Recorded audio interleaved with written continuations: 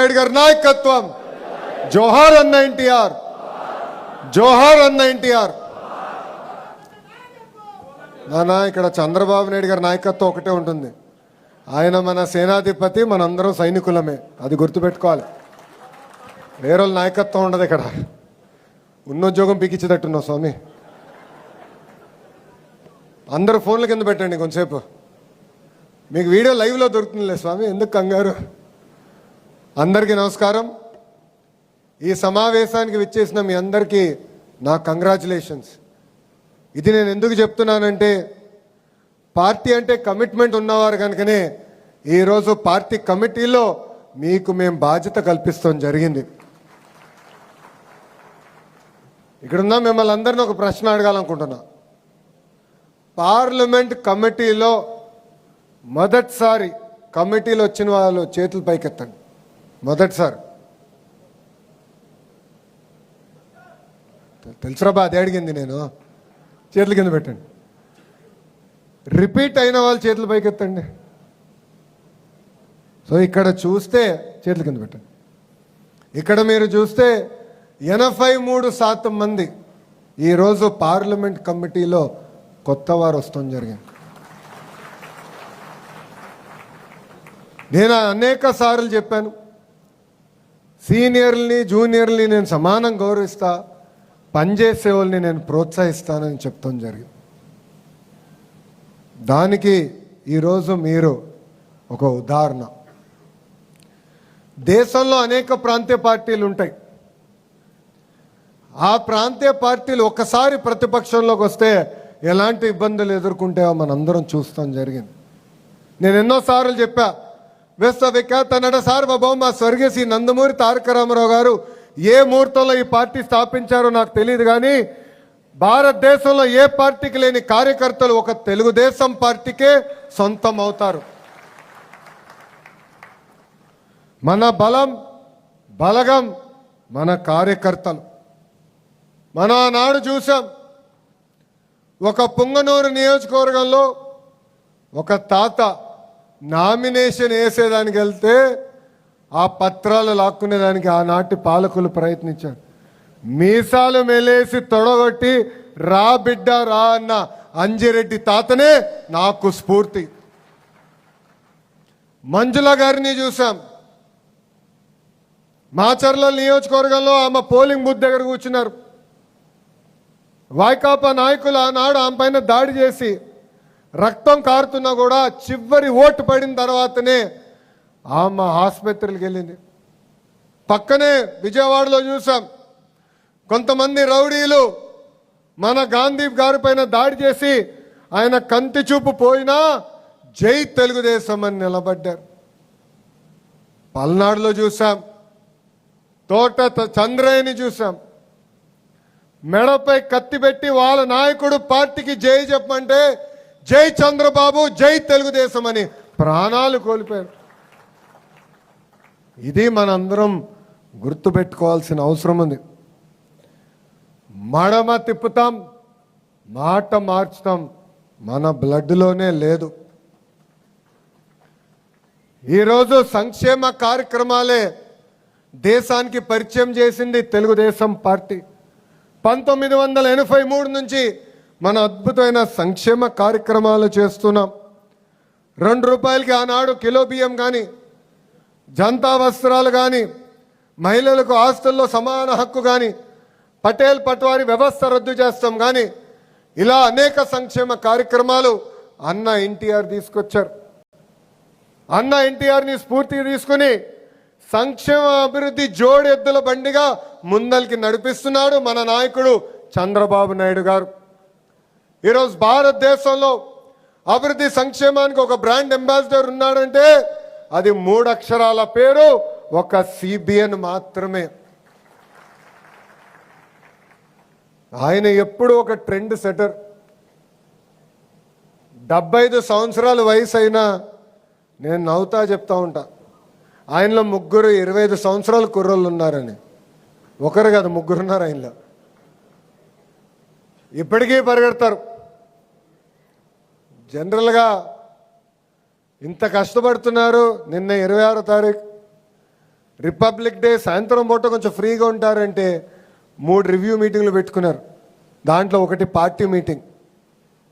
అంటే ఎప్పుడూ ప్రజలకి సేవ చేయాలి, కార్యకర్తలకు అనేక పనులు చేయాలని ఆలోచించే వ్యక్తి మన నాయకుడు చంద్రబాబు నాయుడు గారు.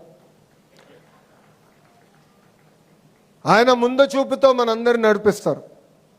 1995లో ఆయన ఐటీ రంగం తీసుకొస్తానంటే ఆనాటి పాలకులు ఎగతాళి చేస్తూ కంప్యూటర్ అన్నం పెడుతుందా అన్నారు. అదే పాలకులకు చెప్తున్నా, ఈరోజు వెళ్ళి ఒక్క సైబరాబాద్ని మీరు చూడండి. అంతెందుకు మీ కుటుంబంలోనే కనీసం 50% మంది ఆ ఐటీ వల్లనే బాగుపడటం కూడా జరిగింది.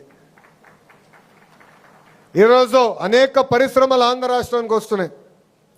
దానన్నిటి కారణం మన నాయకుడు చంద్రబాబు నాయుడు గారు. ఒక ఆర్సిలర్ మిత్తల్ కానివ్వండి, గూగుల్ కానివ్వండి, అదేవిధంగా మనకి కాగ్నిసెంట్ కానివ్వండి, ఇలా అనేక పరిశ్రమలు ఆంధ్ర రాష్ట్రానికే సొంతం అవుతున్నాయి. మన నాయకుడు సంక్షేమ అభివృద్ధికి బ్రాండ్ అంబాసిడర్ అవుతే ఒక టీమ్ 11 ఉందండి. టీమ్ 11. ఆ టీమ్ 11 దేనికి బ్రాండ్ అంబాసిడర్ తెలుసా? కల్తీ నెయ్యి, కోడి కత్తి, కల్తీ మద్యం. ఇది మనందరం ఒక్కసారి గుర్తుపెట్టుకోవాలని ఈ సభాముఖంగా కోరుతున్నా. వస్తున్నా, అన్నిటికి వస్తున్నా. ఎందుకు కంగారు స్వామి? సగం స్పీచ్ కూడా అవ్వలేదు. మన ఎన్నికల ముందల హామీలు ఇచ్చాం. దాంట్లో మొదటిది పెన్షన్. మీరు చూస్తే భారతదేశంలో ఏ రాష్ట్రంలో ఇవ్వని విధంగా వృద్ధులకి 4,000 రూపాయలు పెన్షన్ మనం అందిస్తున్నాం. వికలాంగులకి 6,000 రూపాయలు ఇస్తున్నాం. బెడ్కే పరిమితం అవుతే 15,000 రూపాయలు మన ప్రభుత్వం అందజేస్తుంది. ఈ ఒక్క కార్యక్రమం ద్వారా సంవత్సరానికి 30,000 కోట్ల రూపాయలు ఈరోజు కూటమి ప్రభుత్వం ఖర్చు పెడతాం జరుగుతుంది. ఇది ఒక కార్యక్రమం. రెండోది స్త్రీ శక్తి. ఈరోజు మహిళలందరూ ఆంధ్ర రాష్ట్రంలో ఎక్కడికి వెళ్ళాలన్నా ఆర్టీసీ బస్సులో ఉచితంగా ప్రయాణించే హక్కు కూడా మనందరం కల్పిస్తాం జరిగింది. ఇంకో పక్కన దీపం పథకం. దీపం పథకం ద్వారా ఇప్పటికీ మనం 2 విడతలు మనం ఉచితంగా గ్యాస్ తీసుకునే వాళ్ళకి మనం డబ్బులు కూడా వేస్తాం జరిగింది. మిగతాయి కూడా త్వరలో మనం వేయబోతున్నాం. ఇంకో పక్కన అన్నదాత సుఖీభవ కింద 2 విడతలు కేంద్ర ప్రభుత్వం ఎప్పుడైతే డబ్బులు రిలీజ్ చేస్తున్నామో దానికి మనం డబ్బులు జోడించి రైతులకు అందజేస్తామని చెప్పాం. అంటే ఇచ్చిన హామీలన్నీ ఒక పద్ధతి ప్రకారం మనం నిలబెట్టుకుంటా ముందరికి వెళ్తున్నాం. ఇంతేకాదు యువగలం కింద 20 లక్షల ఉద్యోగాలు కల్పిస్తామని ఆనాడు మన హామీ ఇచ్చాం. మన ప్రభుత్వ అధికారంలోకి వచ్చిన 150 రోజుల్లో ప్రతిపక్ష పార్టీ 200 కేసులేసిన డిఎస్సి పూర్తి చేసి 16,000 మందికి మనం ఉద్యోగాలు కల్పించాం. 6,000 మంది పోలీస్ కానిస్టేబుల్ పోస్టులు మనం భర్తీ చేశాం. ఈరోజు పెద్ద ఎత్తున పెట్టుబడులు తీసుకొస్తున్నాం. భారతదేశంలో 100 రూపాయలు పెట్టుబడులు వస్తే దాంట్లో 25 రూపాయలు మన రాష్ట్రానికి ఈరోజు వస్తుంది. అంటే సంక్షేమ అభివృద్ధి 2 కలిసికట్టుగా ముందరికెళ్ళాలి. చేయాల్సి ఉంది. అన్నీ మనం చేశానని చెప్పట్లేదు. రోడ్లు కూడా మనం గుంతలు పూడ్చాం. 5 సంవత్సరాల ఒక్క గుంత పూడ్చలేదు. గుంటలు పూడ్చేదానికి 2,000 కోట్ల రూపాయలు మనకు ఖర్చు అయింది. మళ్ళీ వర్షాలు పడిన తర్వాత గుంతలు పడినాయి, అది పూర్తి చేస్తున్నాం. ఇంకా రోడ్లు వేయాల్సిన అవసరం ఉంది. మిగిలిన సంక్షేమ కార్యక్రమాలు కూడా అమలు చేయాల్సి ఉంది. కానీ మనం చేసిన కార్యక్రమాలు చెప్పుకోవాల్సిన బాధ్యత మనందరిపైన ఉంది. ఒక పెన్షనే ఉదాహరణ. అసలు ఆంధ్ర రాష్ట్రానికి పెన్షన్ తీసుకొచ్చిన వ్యక్తి అన్న ఎన్టీఆర్. ఆనాడు 30 రూపాయలతో పెన్షన్ ఇచ్చారు. ఆ పెన్షన్ 2014లో 200 రూపాయలు. చాలని 200 రూపాయల పెన్షన్ని మన ప్రభుత్వం 1000 రూపాయలు చేసింది. కరెక్ట్గా 2019 ఎన్నికల ముందల హామీ ఇవ్వకపోయినా 1000 రూపాయల పెన్షన్ని మనం 2,000 రూపాయలు చేసాం. గత ప్రభుత్వం 1000 రూపాయలు పెంచడానికి 5 సంవత్సరాలు తీసుకుంది. కానీ అదే మన ప్రభుత్వ అధికారంలోకి వచ్చిన మొదటి 100 రోజుల్లో 1000 రూపాయలు పెన్షన్ పెంచాం, 4000 రూపాయలు ఈరోజు మనం చేశాం. చెప్పాలి, మనం పనులు చేస్తాం ఎంత ముఖ్యమో, చేసిన పనులు కూడా చెప్పుకోవాల్సిన బాధ్యత మనందరి పైన ఉంది. ఇంతేకాదు, మారుతున్న కాలానికి పార్టీలో కూడా మార్పు రావాలని నేను కోరుకున్నా. వేదిక ముందున్న పెద్దలందరూ తెలుసు, పాలిట్ బ్యూరో సభ్యులు ఉన్నారు. అనేక సార్లు పాలిట్ బ్యూరోలో కూడా పార్టీలో సంస్కరణలు తీసుకురావాలని నేను మాడటం కూడా జరిగింది. ప్రతి పార్టీ పదవికి టర్మ్ లిమిట్ ఉండాలని నేను ప్రతిపాదిస్తాం కూడా జరిగింది. అది నాకు కూడా వర్తిస్తుంది. అందరికీ టర్మ్ లిమిట్ ఉండాలి. ఒక వ్యక్తి ఒకే పదవిలో 2 టర్మ్ల కన్నా ఎక్కువ ఉండకూడదు. అతను ప్రమోట్ అవ్వాలి. సామాన్య గ్రామ పార్టీ అధ్యక్షుడు ఎందుకు పాలిట్ బ్యూరో వరకు రాకూడదని నేను పాలిట్ బ్యూరోలో కూడా మారటం జరిగింది. ఇది మన పార్టీ, ఇది మన కుటుంబం. మనం అనుకున్న అన్నీ ఒకే రోజు అవ్వవు. మీరందరూ అనుకోవచ్చు, లోకేష్ అనుకుంటే ఎంతసేపు అయిపోతుంది కదా అని. నేను పోరాడా. జిల్లా పార్టీ కమిటీ నుంచి పార్లమెంట్ పార్టీ కమిటీ తీసుకొచ్చేదానికి నాకు 18 నెలలు పోరాటం పట్టింది. 18 నెలలు పోరాడా, పాలిట్ బ్యూరోలో పోరాడా. ఒక్కసారి తిరస్కరించారు, మళ్ళీ వెళ్ళా, మళ్ళీ అడిగా. ఇది మీ అందరికి ఎందుకు చెప్తున్నానంటే, కొంతమంది నాకు చెప్తున్నారు, అన్నా ఇది అనుకున్నాయి చెప్పాను పని అవ్వలేదని.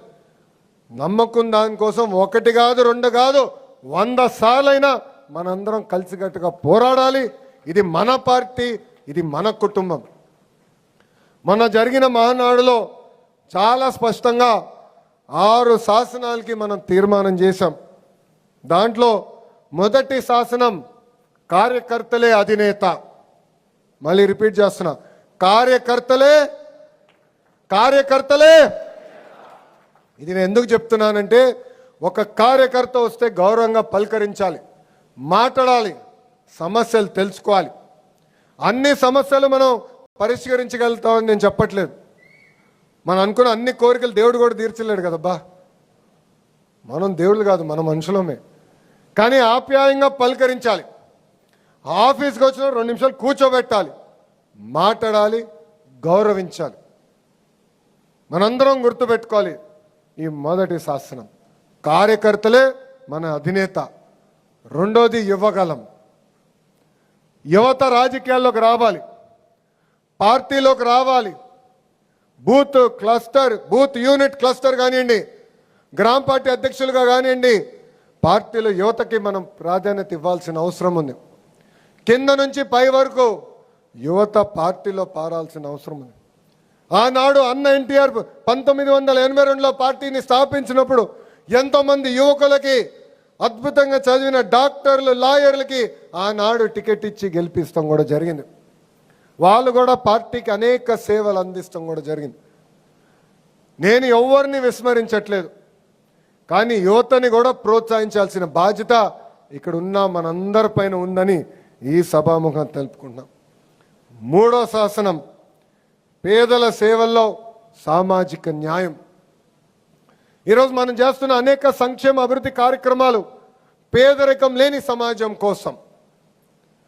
తల్లికి వందనం కానివ్వండి, పెన్షన్ కానివ్వండి, స్త్రీ శక్తి కానివ్వండి, దీపం పథకం కానివ్వండి, ఇదంతా పేదరికం లేని సమాజం కోసం మనం చేస్తున్నాం.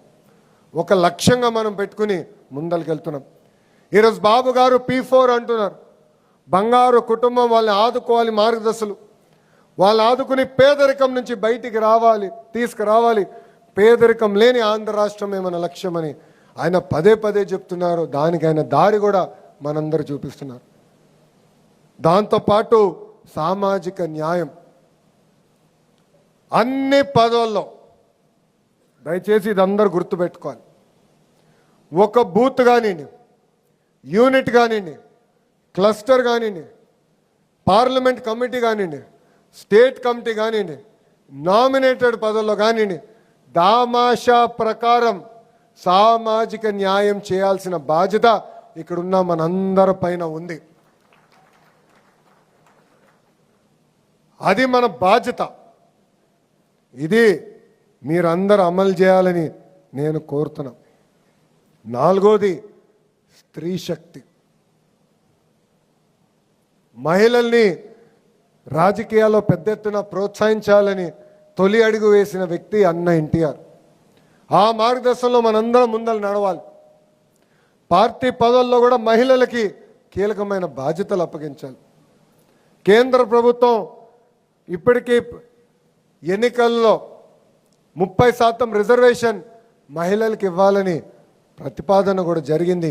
ఆ బిల్ పాస్ అయింది.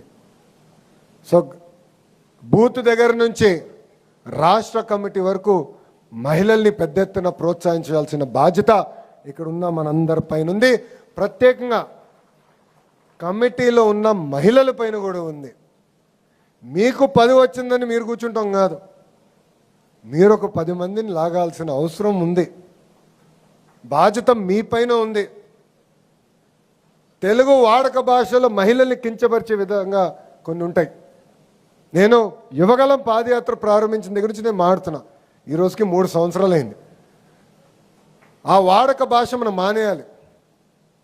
అదేంటంటే గాజులు తొడుక్కున్నావా, చీర కట్టుకున్నావా, అమ్మాయిలాగా ఏడవద్దు, ఇవన్నీ ఫుల్ స్టాప్ పెట్టాల్సిన బాధ్యత ఇక్కడ ఉన్న మనందరి పైన ఉంది. పార్టీలో కూడా మహిళల్ని మనం గౌరవించాలి, ముందలకి ప్రోత్సహించాలి. ఇది మనందరం గుర్తుపెట్టుకోవాలని ఈ సభాముఖంగా కోరుతున్నాం. ఐదవది అన్నదాతకు అండగా. అన్నదాతకు ఎప్పుడు ఇబ్బంది ఉన్నా మన పార్టీ కూటమి ప్రభుత్వం అండగా నిలబడుతుంది. మీరు చూశారు, పోయిన సంవత్సరం కొన్ని పంటలకి గిట్టుబాటు ధర లేకపోతే సుమారుగా 1000 కోట్ల రూపాయలు మనం ఖర్చు పెట్టాం. మొన్న మన సమావేశాలు కూడా ఏర్పాటు చేసుకున్నాం. ఎక్కడ ఏ పంట వేయాలి, ఎంత వేయాలి, సప్లై డిమాండ్ మ్యాచ్ చేయాలి లక్ష్యంతో మనం పనిచేసాం. దానివల్ల ఈరోజు చూస్తే మిరప ధర ఎప్పుడు లేని విధంగా 3 రేట్లు కూడా పెరుగుతాం జరిగింది. సో అన్నదాతకు కష్టం ఉంటే అక్కడ నిలబడాల్సిన బాధ్యత మనందరి పైన ఉంది. ఇంకా 6వది తెలుగు జాతి విశ్వఖ్యాతి. తెలుగు జాతి కోసం పుట్టిన పార్టీ తెలుగుదేశం పార్టీ. తెలుగులు ఎక్కడున్నా గర్వంగా తలెత్తుకుని తిరగాలి. కేవలం మన రాష్ట్రం, మన దేశంలో కాదు, ప్రపంచంలో ఏ రంగంలో చూసినా తెలుగులు నంబర్ 1 ఉండే విధంగా మనందరం కష్టపడాలి, కృషి చేయాలి. అదే మన లక్ష్యమని ఈ సభాముఖంగా మీ అందరికీ తెలియజేస్తున్నాం. ఎప్పుడన్నా మన పార్టీలో కానివ్వండి, ప్రభుత్వంలో కానివ్వండి, కొన్ని సందర్భాల్లో కొన్ని నిర్ణయాలు తీసుకోవాల్సిన అవసరం ఉంటుంది. ఆ నిర్ణయాలు తీసుకున్నప్పుడు ఈ 6 శాసనాలు మన గుండెల్లో పెట్టుకొని తీసుకోండి. అప్పుడు సరైన నిర్ణయం తీసుకుంటాం, పార్టీ కోసం నిర్ణయం తీసుకుంటామని ఈ సభాముఖంగా తెలియజేస్తున్నాం. పార్టీ శాశ్వతం. నా ఆఫీసు కూడా చెప్పా, మొన్న ఒక విషయంలో వచ్చి, సార్ కొంచెం టైం ఇవ్వాలి, మీరు వారానికి ఒకరోజు పార్టీ ఆఫీస్కి వస్తున్నారు, ఈ వారం కుదరపోవచ్చు, ప్రభుత్వంలో ఈ కార్యక్రమాలు ఉందంటే వాళ్ళకి ఒకటే చెప్పా, తెలుగుదేశం పార్టీ నా సొంతలు, ప్రభుత్వం అనేది నా కిరాయి ఇల్లు, ఇది గుర్తుపెట్టుకోండి మనసులో. దాని తర్వాత మీరు మీటింగ్లు పెడితే అర్థమవుతుందని చెప్పా. వాళ్ళే వచ్చి ఆ మీటింగ్ క్యాన్సిల్ చేసి పార్టీ ఆఫీస్కి తప్పనిసరిగా మనం వెళ్ళాలి సార్ అని చెప్పారు. ఇది నేను ఆ మంత్రులందరూ కూడా చెప్పా, ఎమ్మెల్యేలందరితో కూడా మేము చర్చించాం. ఇది మనందరం గుర్తుపెట్టుకోవాల్సిన బాధ్యత ఉంది.